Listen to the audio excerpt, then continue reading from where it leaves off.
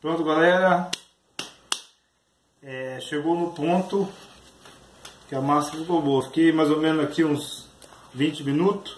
Já peço desculpa pro pessoal aí que deu um problema no primeiro vídeo, e agora eu tenho que fazer a segunda parte do vídeo em outro vídeo.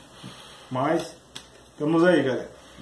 Agora chegou na parte final. Pode observar que usei o restante da farinha para dar mais um toque final.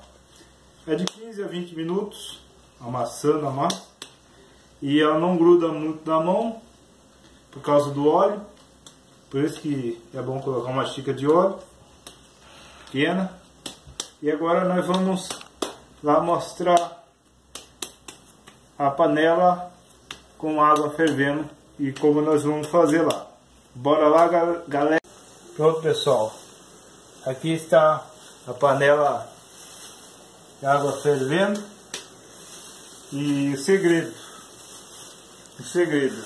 duas sacolinhas plásticas, você coloca a massa dentro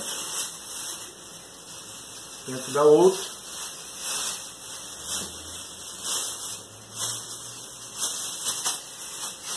pode fechar, tirar todo o ar que fica dentro da sacolinha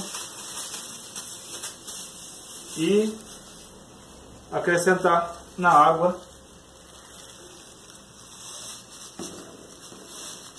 e deixar aproximadamente de 5 a 7 minutos, galera. Então esse é o procedimento da massa para tilápia, para corímbia, para qualquer outro peixe, mas especialmente para tilápia.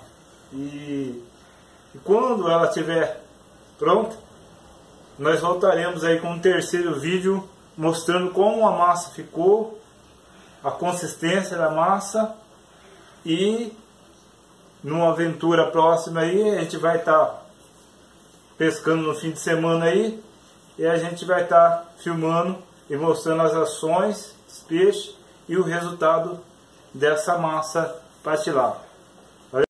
Fique com Deus.